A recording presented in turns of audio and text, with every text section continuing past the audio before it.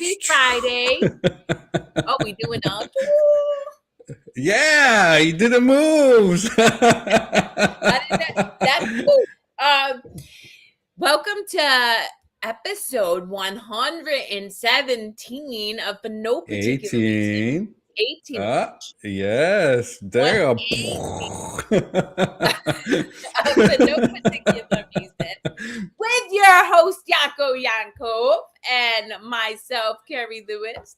And every week we show up here and we have conversations about whatever comes to our heart at that particular moment, which is why it's called For No Particular Reason, because we never know what we gonna talk about.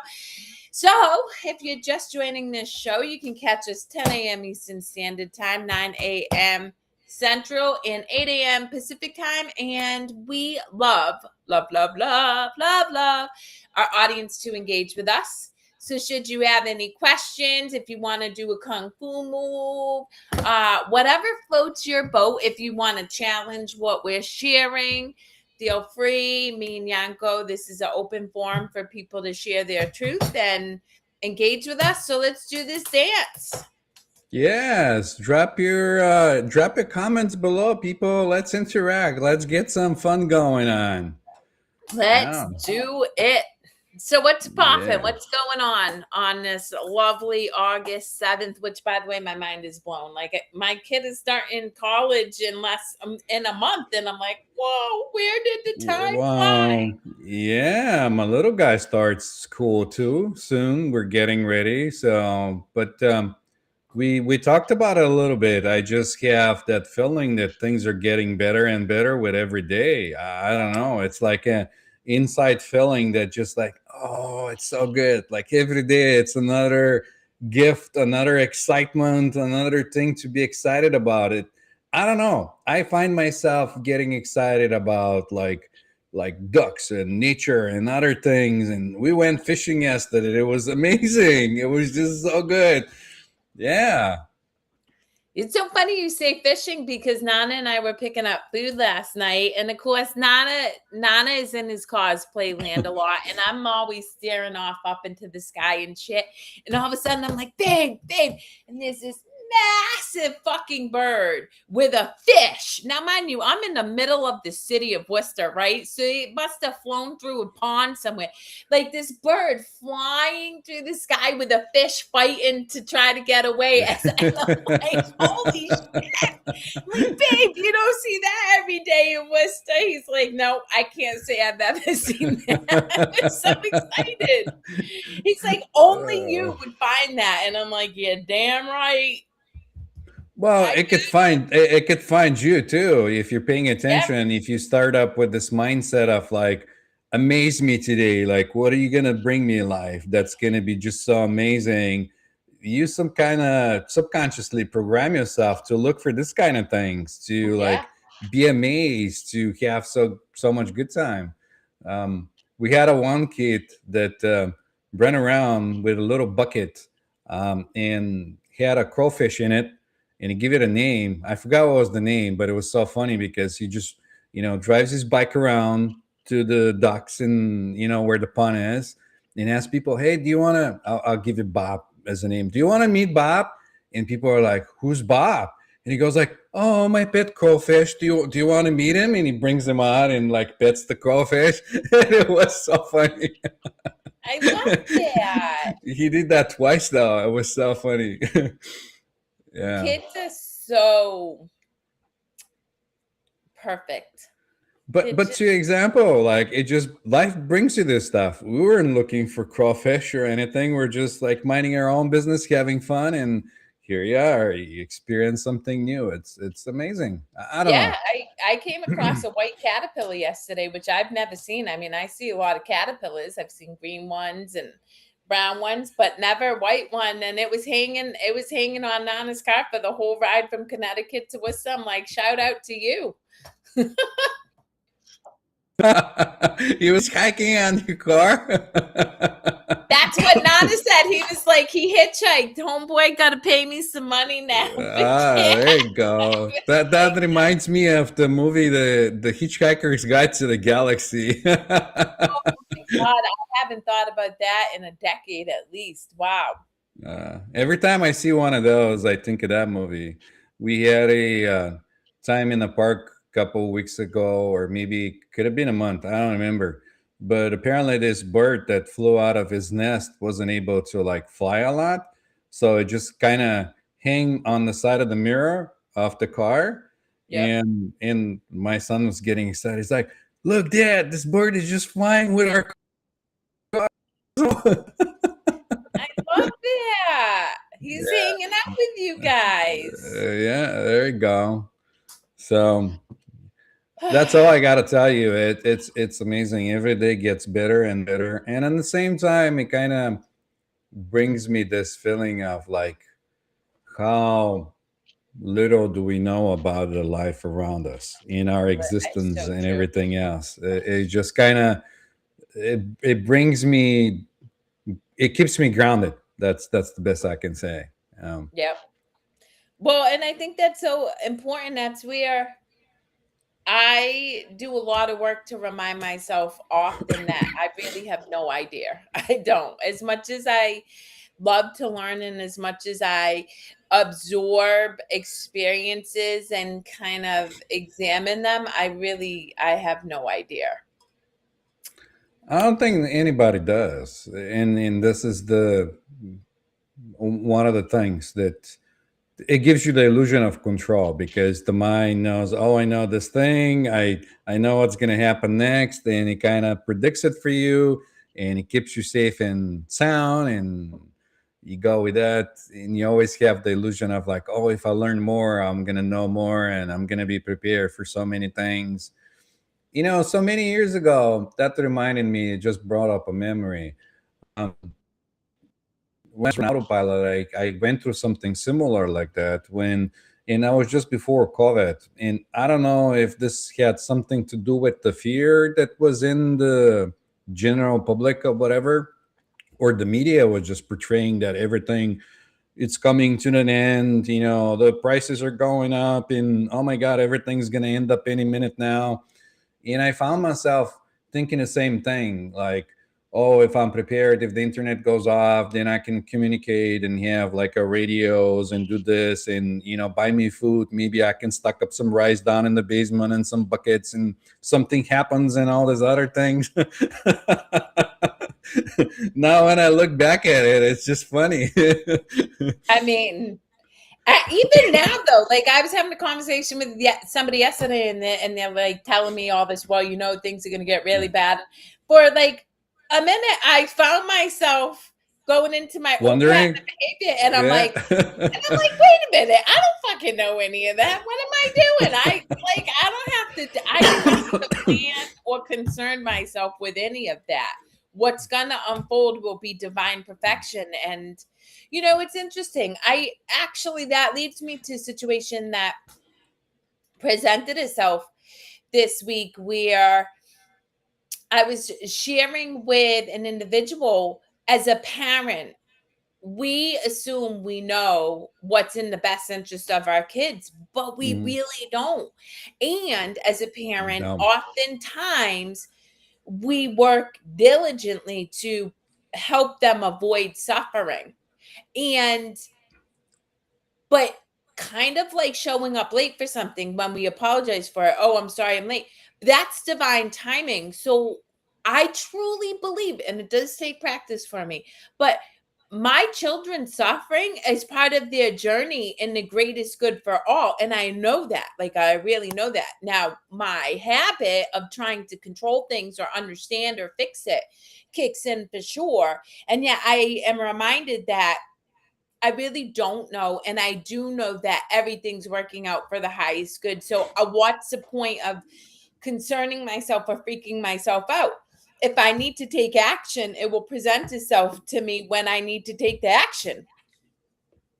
I mean, but that comes with relaxing into different situations. We were just talking about it before we get online. That sometimes you get this like, oh my God, and then you kind of have to ease in and see how everything unfolds.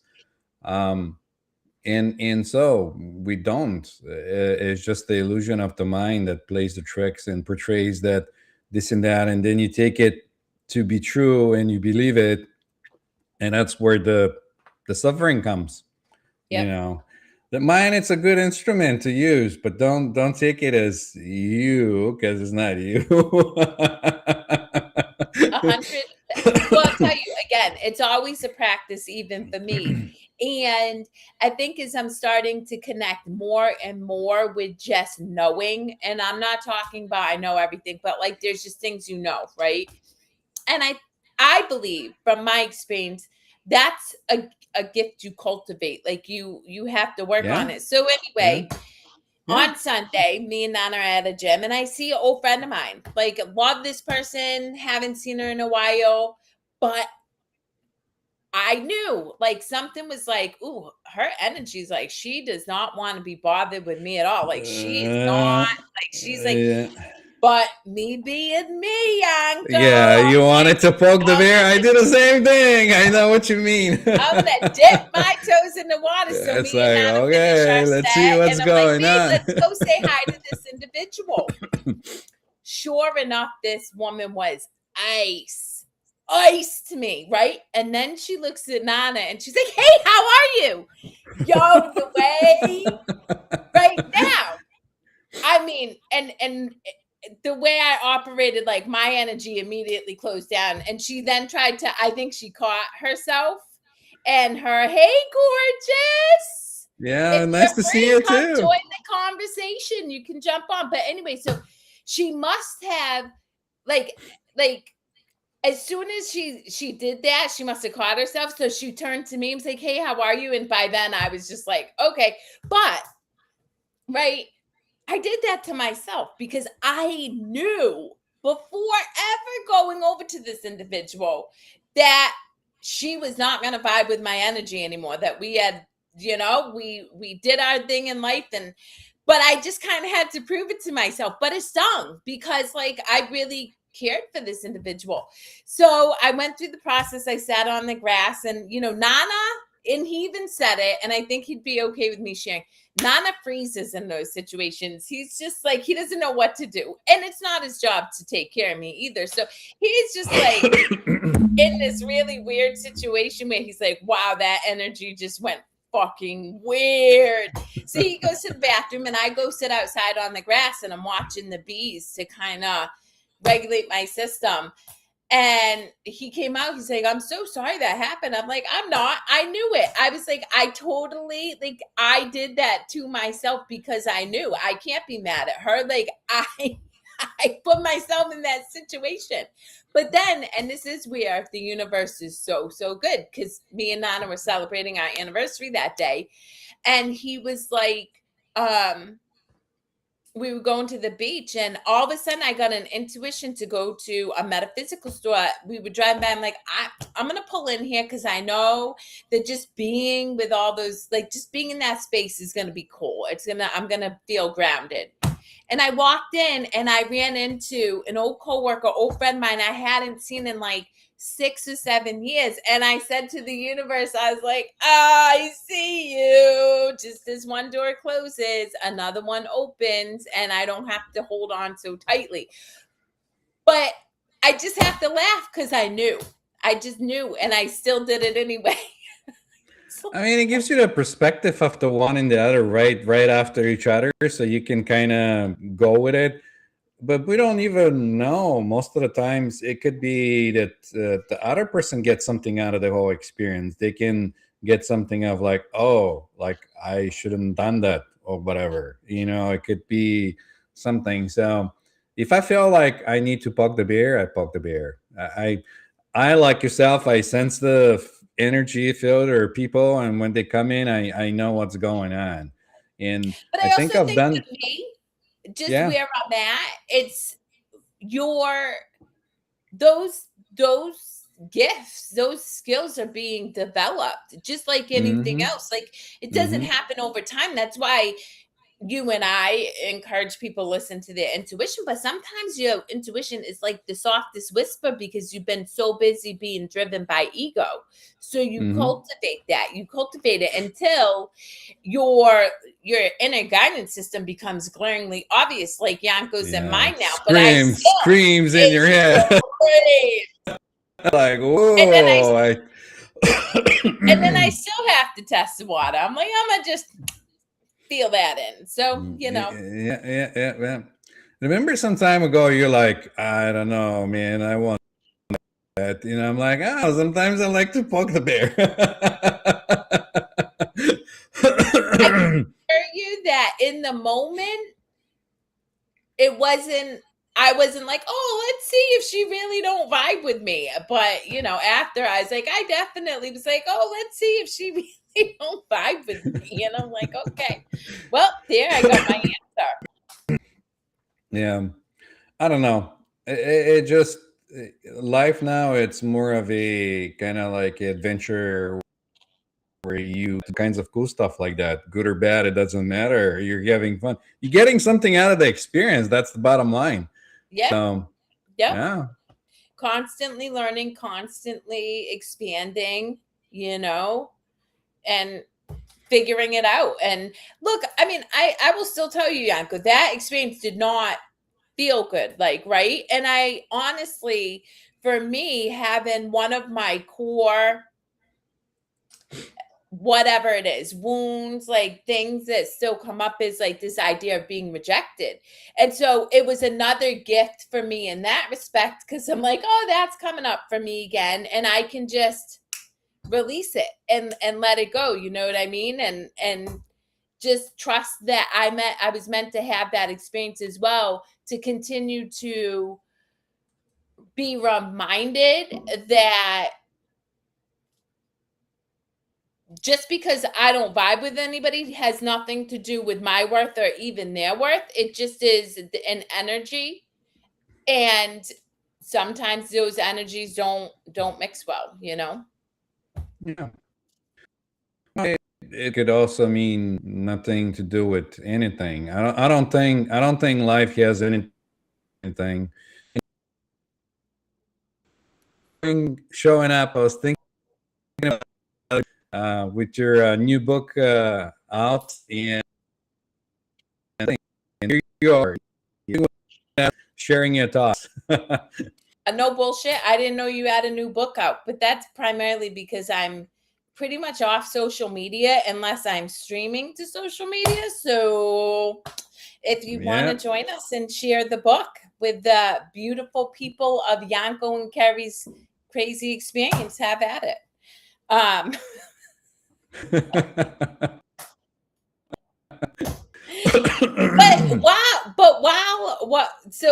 Totally different topic, but you kept saying duck in it, because of that, this reel that I saw with Maya Angelou came up for me the other day, and I sent it to my daughters. And not only did I send it to my daughters, but I sat with one of my daughters and I really made sure she watched it.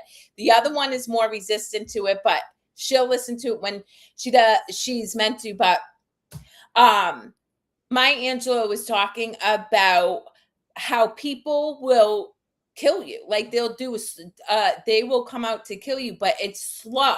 And the Western African ideology, they call it blow, bite, blow, where they blow on you, bite you real quickly and blow so you don't realize. And what she was referencing is that when you're around individuals, maybe somebody isn't going to outright tear you down. They might just be like, oh my, Yanko, why'd you pick that shirt? That shirt doesn't look good on you today.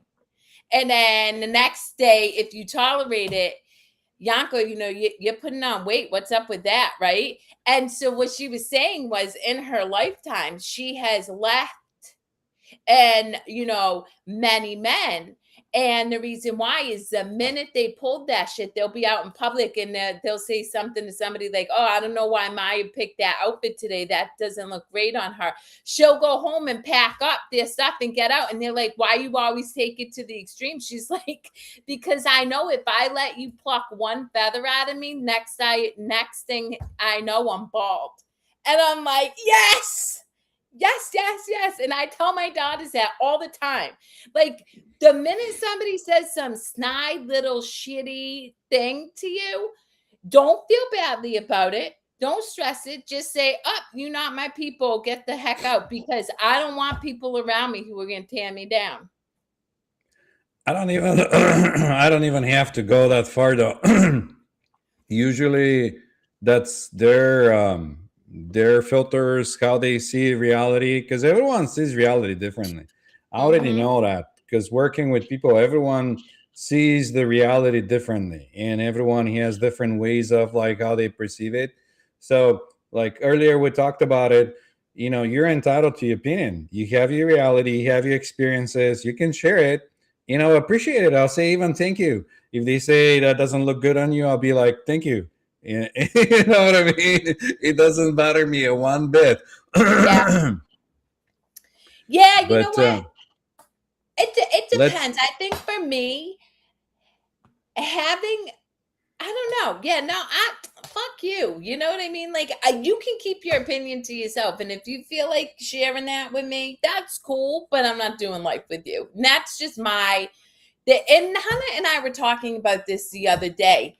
After watching that video, mind you, it forced me to look at my behavior because me and Nana are celebrating 6 years on tomorrow. We will have been together 6 years, and we were kind of reflecting on our relationship in regards to that video.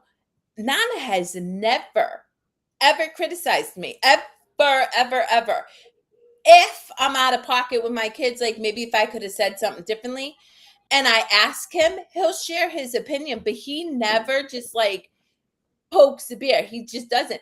And then I was thinking about it, and I'm like, there have been a couple times where I've given him a hard time about being on his phone too much. And that's really no different than what Maya was saying about somebody's dress, because it is a yeah, judgment of the behavior of somebody else. And so I appreciated it not only to share with my daughters what I would hope they are not willing to tolerate, but it also had me check in with my behavior and look at how I can show up from a place of unconditional love rather than, not thinking about it. And even though somebody could be like, oh, you're just saying you want more time, maybe, but like unconditional love is holding space for somebody just as yep, they are without expectation.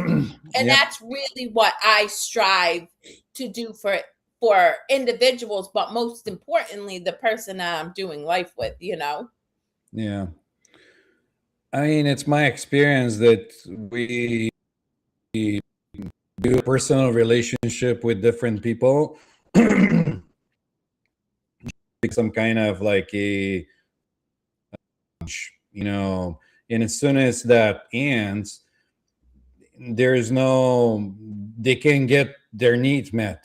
If they're doing that with you, if they're always like, you know, um, messing with you, like, gaslighting you, doing whatever. Oh, you look like this, or doing it in public.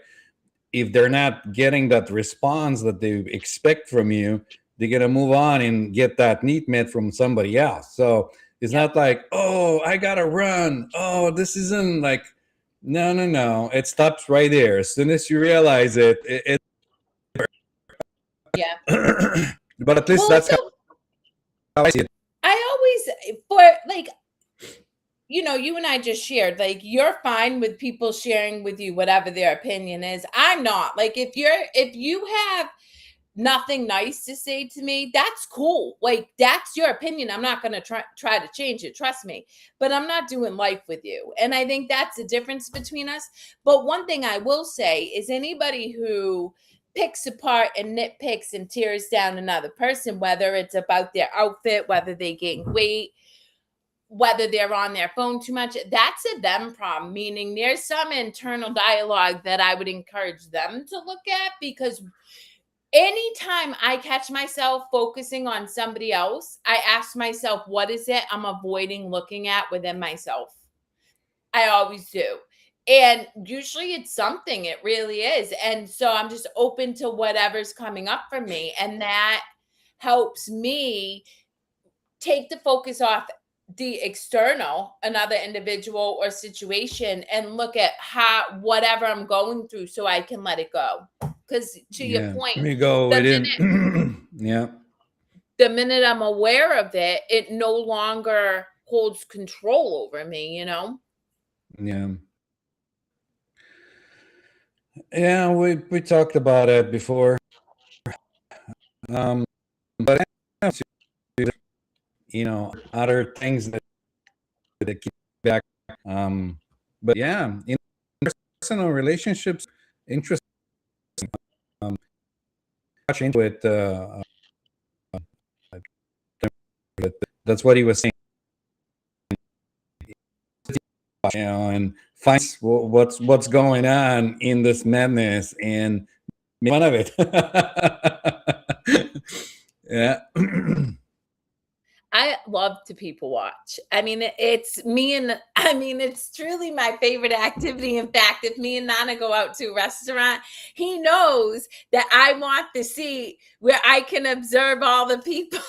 He's like, baby, but people fascinate me. You know what I mean? I And didn't know that about you. Thanks for sharing it though. yes, absolutely. I will sit like I just I find it so fascinating to observe people, and see how they respond to certain stimuli, how they interact with the individuals that they do life with. And I say do life with because I see a lot of people who say that they love the people they're with and then don't treat them in a very loving way. So I'm like, yeah, you do life with them. But yeah, it's just fun. You know who some of my favorite people to watch are? Mm. My children, Oh. because Yeah, they have your genes. They're a perfect copy of you. they are the greatest teachers of me. They, That's they, right. they teach me so much when I get Mm. out of this habit of being a parent and thinking I need to conform Yeah, them to what be a is right parent. or Yeah, wrong or whatever. yeah. And I just like observe them. Like particularly one daughter, I watch her and I'm like, oh, that's why I behaved like that at 18. Oh, like so I was so unaware. And now I watch, I'm like, oh, damn. Okay, I see. And Yeah, yeah, it's yeah. fun. They're bringing all that, even ancestral things that Brandon families, because we don't know. Like back in the days, they must have gone through like different types of hardships and things that never got shared or dissolved, or scares or whatever situations they went through, and then unconsciously that's being passed on, and you get to have it play. Well, Our it's children are. I was at the gym yesterday speaking to this beautiful soul, and she was talking. It was so funny because she's retired and this woman works her butt off. I mean, when I say like she's in her 60s and she has created an amazing physique for her, and her husband's there and they work really hard, they train regularly. Anyway, so she's retired and she's talking to me about how her husband has chosen to work part-time, doesn't need to, but if she's sitting on the couch hanging out and she hears the garage door opener like open, she starts to get up, like get anxiety, like she should be doing something because we've been conditioned to To always do, do, yeah, do, to be do. And so productive, she yeah. she said to me, she's like, where does that belief come from? And I shared with her, honest to God, epigenetics plays a massive role until Yep. we're aware, and we really can break the like conditioning of epigenetics. However, epigenetics and like ancestral behaviors absolutely directs our behaviors now until we become aware of them and we make a conscious choice to continue to behave that way or make a different, like behave differently, you know. But yeah, so often people, to your point, they just going along to get along, they never examine why it I is mean, they do the things they do. usually it's the programming and the environment we grew up in. If you look at back in cultures and other things, they have days where they celebrate the dead. They do like food offerings, other things. They invite him to help them. they ask if there's anything unsolved they can do, and other things like that. That I think nowadays it's more of a woo woo mumbo jumbo for most people. Like they're not, but it's been in generations and generations before. It just kind of maybe this industrial boom with everything getting more smarter and machine and that, and people started to be more logical and being taught to be more logical and go that way instead of having the balance between logic and inner wisdom, or Yeah. whatever you want to call it.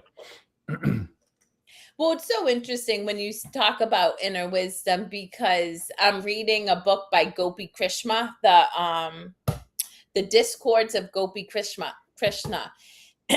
Which, side note, I'm totally taking this on another topic real quick and I'll come back. But I have now decided, I am now studying all, like not all, but enlightened women throughout history, because I'm like, why is it? And granted, this is ego, but why is it? I have read endless accounts of a connection with God and enlightenment and all this from men. And only, I think, Teresa from Avil or whatever, because she wrote The Inner Castle. But I haven't. So I'm like on this mission to read all this stuff from women who have experienced enlightenment now. But anyway, I digress, because my whole point in the Gopi Krishna Discord, and I totally agree because it's been my experience, right? I come from, like, I'm surrounded and have been in my life, not so much now, but by people who come from academia, who have endless degrees, and like they can spit so much information, but they are some of the least wise people I know. Intelligent, yes. Wise, absolutely not. Self-aware, hell no. So, not for nothing, I'd rather be stupid and self-aware.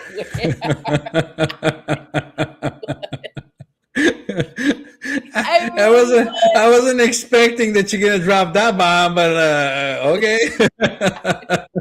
No, because you, again, right? Like going back to my example with the whole Maya Angelou, my ability to sit in the paradox of that, right? Like, Yep. okay, Yep. this is what I would want my daughters, would Mm, hope that my daughters, their standard would be. And yet, where do I miss the mark in that too? And how can I continue to work so I can show up and be the embodiment of the very behavior that I would want my daughters to experience within their relationships with people, yeah.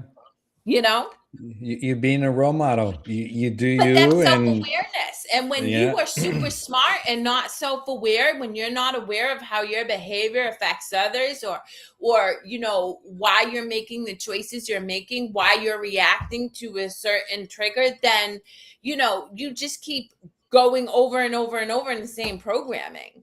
And Yeah. that, no offense, like, yeah, you could say stupid or ignorant, but either way, you're not you're not changing anything. And that topic, I don't know. For women, there is Ananda Mayama, which was one of the enlightened I already ones. looked her up. Yeah. You looked her up? I Yeah. actually, that's the funniest thing. So you and me are so in sync. It's stupid because that is literally on my books right now. On your I just list? got it. No, Yeah. I just got it yesterday. Oh, cool. Yeah. Yeah.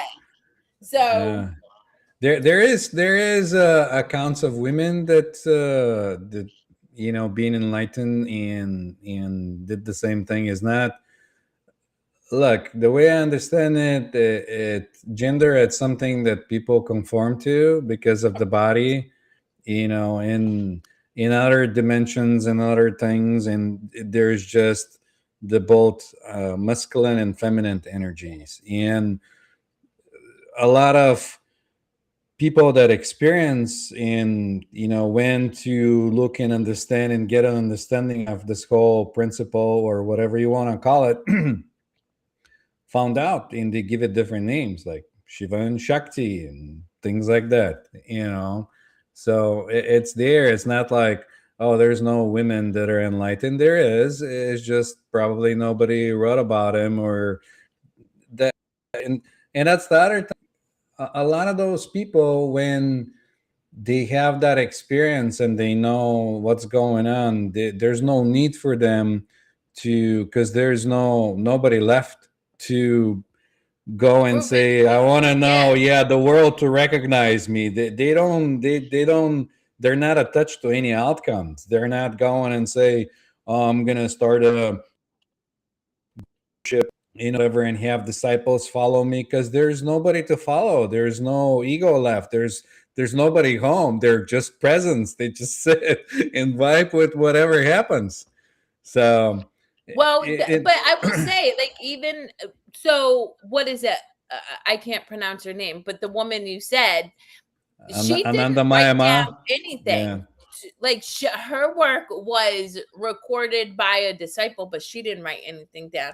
And That when I was was in the, exactly what I was gonna say. A lot of that books or material that come to people now, it's from disciples. Even which if is, they go for permission and yep, they don't give them permission, they don't say yes or no. They just go and say, Guruji or whatever, can I write this book for you? And they just kind of sit, and it doesn't matter to them. They don't say, yeah, go for it, or no, that will be disappointing, that will be a lie, or whatever. Because they also understand on a one level, whatever you describe or whatever knowledge you give to the people, it's just going to be an illusion. It's just going to take him out of the real of now, here, and whatever it's happening. So yep. you can read all those books. It's kind of nice, like I told you, for entertainment when I read it. But that's the reality of the I start to understand and see it.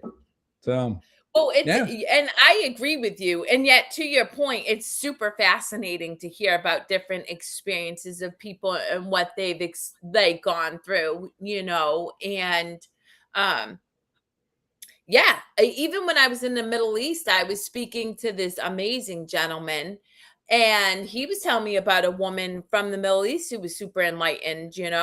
But yeah, to your point about disciples writing, that is where I lovingly encourage people to suspend what you think you know and keep an open mind, because the disciples are still coming from ego and they're yep, interpreting stuff. And the reality is unless you have had that experience yourself and channeled it, like whether you believe A Course in Miracles was channeled or some of these books that are out there, you are creating your understanding of it. And that's why I read the Bible, read the Quran, read all these things, but I take it with a grain of salt. I look for the commonalities of all of them. What is the common theme that's sprinkled between every single book? Because the book's written by man, which means there's a level of ego to it. And that's true. And when you take it as law, which every single scripture that I've subscribed to, that I really have, like, that has, like, I've gotten those goosebumps, I feel, will say, do not take this book as a law. Find yeah. your connection with God, source, creation yourself. Don't subscribe to everything like that, because then all you're doing is feeding your ego, keeping you even more disconnected from the Yeah. whole purpose of the book in the first place. then I know. you're the special one who's the only one who gets access to this stuff. And that's the thing, is like, some of the greatest examples that I can think of recent time is like what is it, the Buddhist monks who were walking across the country for peace, and then the Baptist guy was like, you need to believe in Jesus or you go to hell. And I'm sitting here laughing. I'm like, that is the most anti-Christ thing you could do right there. And you're sitting here jamming stuff down this throat, who's simply walking for peace. He's not saying you have to be Buddhist. I was just like, I mean, there's all kinds of stories like that. I recently watched a comic of a Buddhist meditating, and then his disciple come in and start to mimic the Buddhist to sit and meditate, and then the second day the housekeeper or whoever, the cleaner, comes in and sees them both sitting and meditating, and also sits to meditate. And they turn around and they say, who do you think you are to sit and meditate? Coming from ego. Like, the one thing is like, he's looking at the Buddhist. Well, it's so funny because I was talking to my cousin Fatma. She's in the United Arab Emirates, and she was telling me, so I went to the most beautiful, oh my God, what's it called? What's their worship centers called? Mosque. Oh, the mosques, yeah. Oh my God. When I say this thing was so beautiful, and I can't even describe it. It was so, but she was telling me that the men are stripped down to everything. They can't show their class. You know what I mean? Bling, bling. Because in the mosque, you're one. There's not only that, but the illusion of things. You come naked, and then the way you come into this world, that's how you exit. It doesn't matter how much wealth you have, how many bank accounts or cards or whatever. You're just like Joe that's living next door or whatever. It doesn't make you any special than anybody else. So it's so well, Nana and I just watched The Lord of the Rings, which he hasn't seen it before, but he's watching it because this weekend he is headed to Fan Expo, and it's the 25th anniversary of The Lord of the Rings, so it's like a big to do. Anyway, he wants to get in character. Yeah, but he's actually like himself. No, he's actually going as Lord Farquaad from Shrek, but that's a whole nother story. Anyway, the point is I was watching this movie because as I watch movies from a different perspective, I'm like, oh my God. The Ring to me was the greatest example of how humans identify with money or religion, because the two things, right, we claim are so high on, that make us worthy, that make us connected to God or whatever, are the two things that will bring out the worst in us, that will bring us to be negative towards people or unkind. And so I just found it very fascinating to watch The Lord of the Rings from a new perspective and see how a ring could be identified as religious ideology or money, and how it makes us believe that we're coming from a place of love when really we're coming from a place of control and narrative and conditioning. I mean, it's all like I said, it's I don't know. You just have to go to the experience and discern for yourself. You have all the experiences, all the possibilities here, everything. You can grab from anything you want, play it any way you want. You got so much freedom to do all that stuff. And sometimes we forget, and we had to be reminded. I had somebody that I work with, and it was just a reminder. I said, you have so much possibilities. You don't have to do this one thing. There's in every situation, you have so many ways you can play it. So go crazy, go nuts, play it any way you want. Yeah, but I find that so many people have the hardest time giving themselves permission to do that. Even I was having a conversation with an individual the other day, and we were talking about the fact that I won't work with clients who know everything. The minute you say you know everything or you know the answers, I can't work with you because I don't know all the answers. And you've just closed off your mind from a new possibility. I was just talking to somebody else today who was like, I don't think I could get another work for another company and make the same amount in bonuses that I do in this. And I was like, well, if you believe that, you're 100% right. But if you just don't even say, oh, I know that's going to happen. If that feels like too far of a stretch, just say I suspend what I think I know and I'm open to it, because the universe wants to work for you, man. Though you like, we Yeah. were not meant to come in here and like just scrape by and suffer. Absolutely not. We're meant to experience all the limitlessness that is accessible to us. It's just that we convince ourselves that we're Yeah. limited and thus we must experience the limit. Yeah. We put the brakes on ourselves. Yep. Yeah. Yeah. 100%, Gail. I agree. Go. It's with us on that one. Yeah. Well, there will be no desire to learn anything or expand or do anything because you already made up your mind or your character that, oh, I already know. So the search stops there and there's no need to search.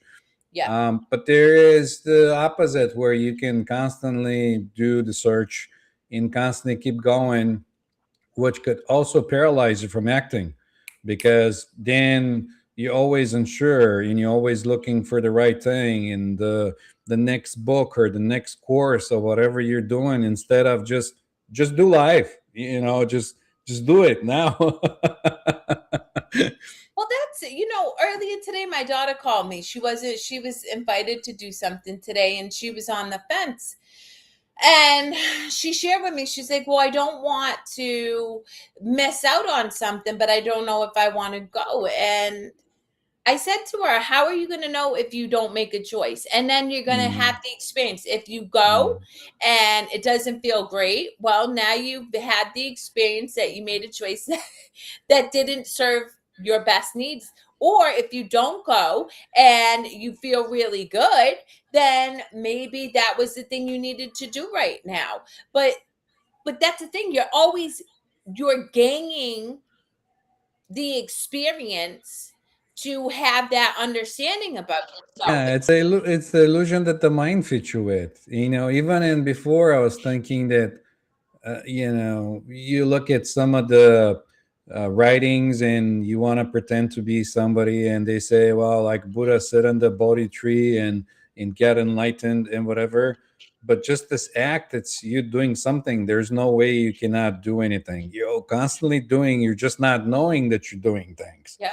So the mind gives you this like ability, like I'm not doing anything, but the reality of things that your body it's doing is circulation, other things are happening, your mind is going different directions.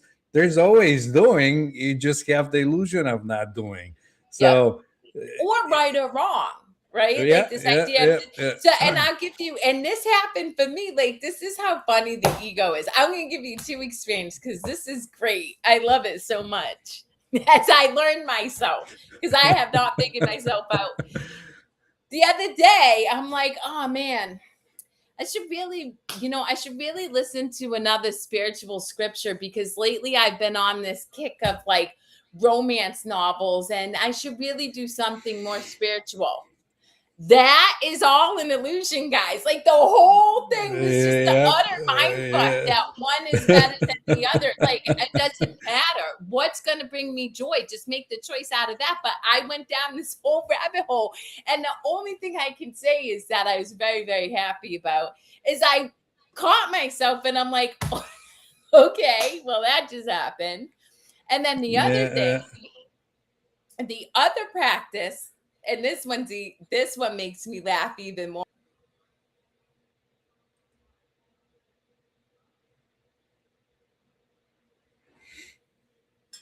I mean, I have endless journals. And I start transformation, whatever you want to call it, right? Like this, and it was like kicking up stuff for me. And then in my mind, I'm like, I'm really seeking to be a very unconditional, loving, joy-filled person. And so I'm not going to journal right now because nothing I have to journal about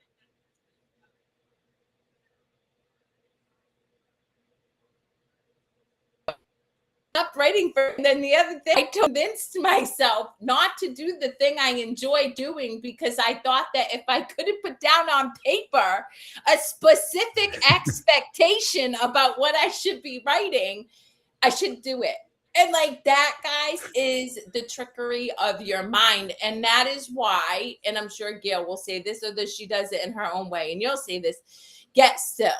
Because when I breathe, or when I sit in meditation, or if I go for a walk by myself, or if I'm able to realize when I get caught up in this ridiculous, like, illusion that my mind creates within me. And it just, that's what it is. And the thing that I've had to most learn over my years is just not to judge myself for it, to laugh, be like, you got me for a whole year, but now I'm back to writing. So Ramana has a really cool trick that he asks who wants to write right now, or who's the one. Like, I'll use the example when he said between the romance and the spiritual. Who's the one who wants the romance and the spiritual? Where's this coming from? And then right there, exactly in that moment, you laugh because you know it's coming from ego. 100%. And then for me, my next question is, what's going to bring me joy right now? Like, yep.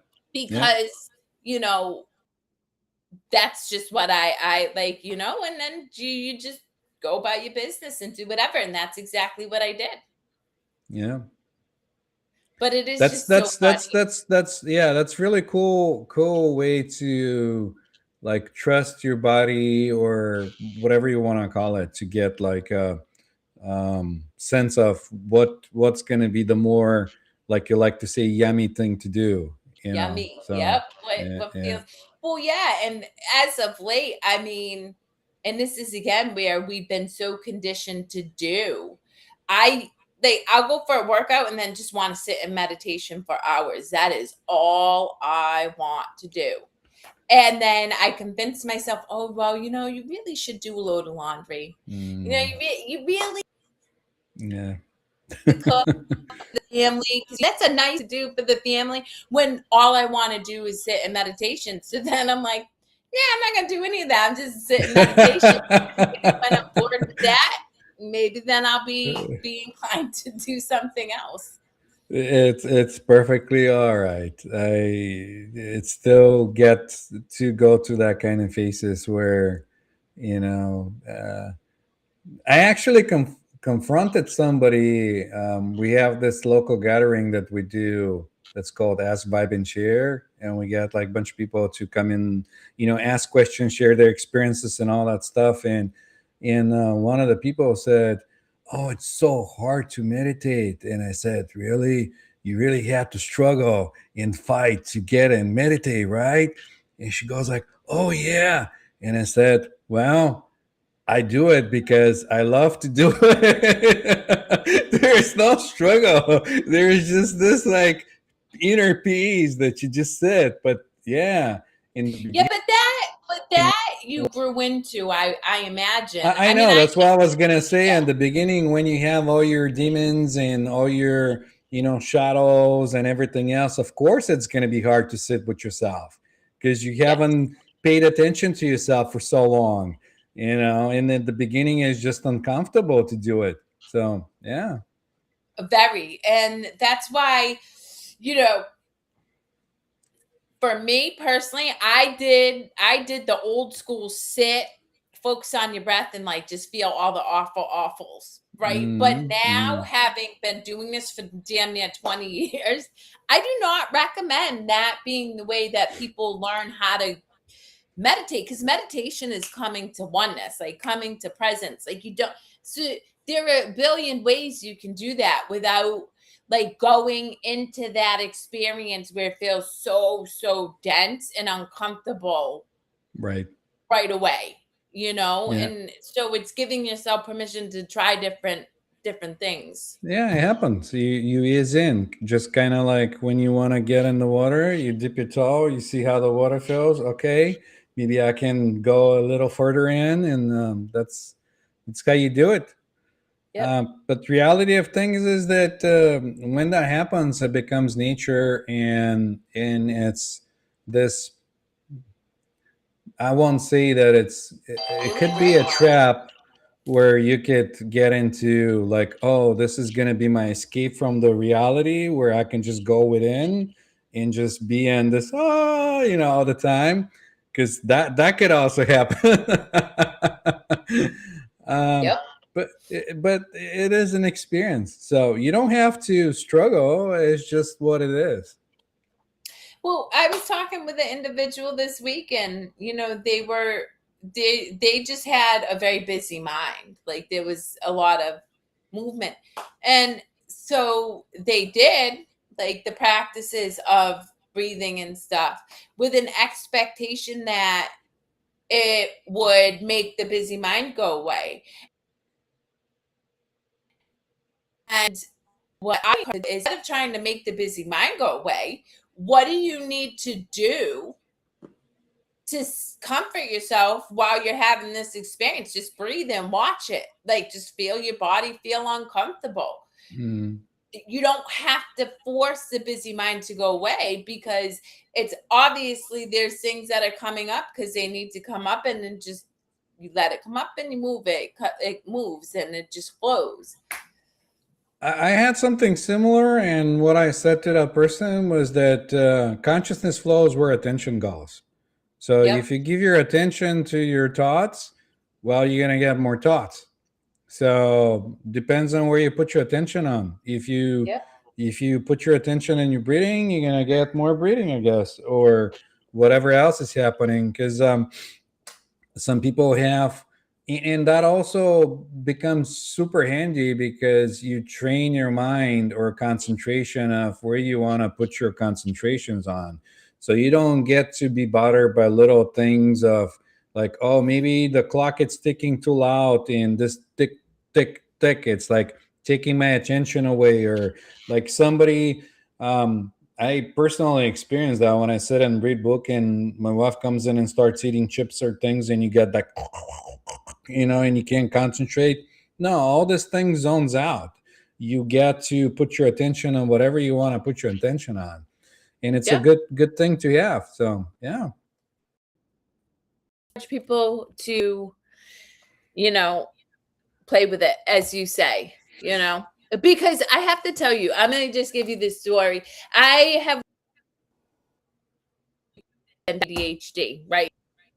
And they'll do, but you give them something that they are interested in, and they go down a rabbit hole for like hours, and they are not in the Yeah. least bit distracted. And so, what does that say to you? And this is what I encourage people to consider. And this is another reason I cannot stand the way our school structure is created, because it does not meet the needs of the biological body as well as how our brain works. But I will say, if you do this experiment, you'll see it's true. Your mind will wander when you're bored. Like, if you're not Oh interested yeah. in it, if you tell me I have to study chemistry, you can be talking to me and I'm be daydreaming about going out and playing in the yard.